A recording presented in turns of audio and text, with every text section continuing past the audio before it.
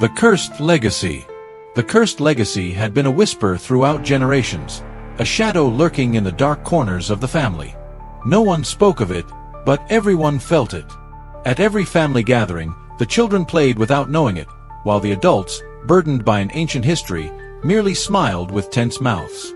The Torres family had known happiness, prosperity, but also misfortune. It was a repeated cycle, like an hourglass that someone had set a trap for so that it would never stop.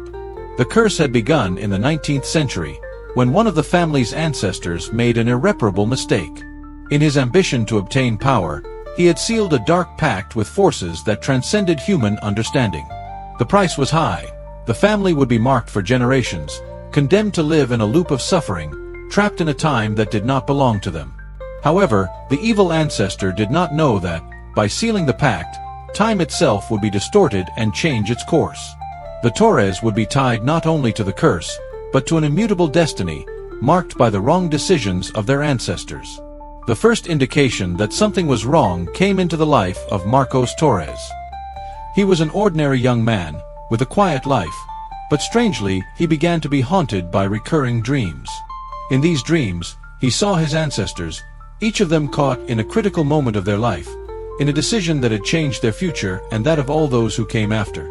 He would wake up sweaty, feeling that something terrible was about to happen. No one understood why he, of all people, had been chosen.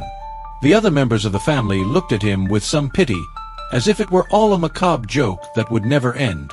But Marcos knew that he could not ignore it.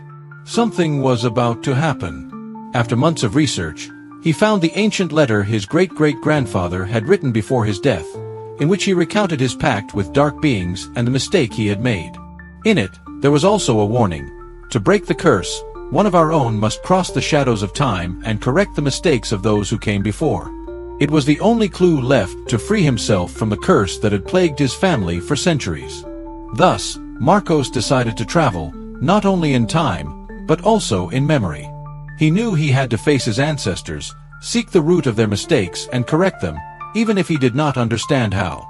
The key, according to the letter, was understanding. Understanding what motivated each one to make the wrong decision that unleashed the curse. The journey would take him to dark places, to moments where his family history had gone awry, but it would also immerse him in the darkness that surrounded them. Throughout time, he would meet those who had failed before him, each at a crucial moment in their life.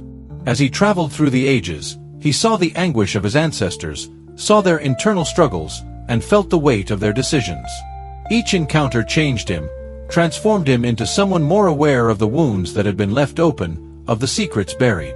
As he moved forward in time, Marcos understood that the curse had not only affected his family, but that each mistake had branched out, like a tree that grows in multiple directions, carrying with it the darkness that enveloped the future. Finally, at the last moment of his journey, Marcos understood that the only way to break the curse was not to correct the mistakes, but to assume them, to let the weight of the past dissipate by being accepted without trying to change it. By doing this, time was reconfigured in a way that even he could not understand. But when he woke up, something had changed. The curse was no longer present. The Torres family was no longer suffering. However, the surprising thing came later. Marcos had never traveled back in time. No one had seen him return. There was no letter, no trace of his steps. The family never knew what had happened, but from that moment on, everything was transformed. The darkness that had haunted them disappeared, as if it had never existed. However, deep in the family's heart, something resonated. The feeling that, somehow, time had played with them, and that, perhaps, Marcos's journey had been just an illusion. Or perhaps, he had never been the true chosen one. In the Torres family's mirror, something was marked in the shadows, a mark that still lingered, like a whisper of a past that, although apparently healed, would always be present on the edge of oblivion.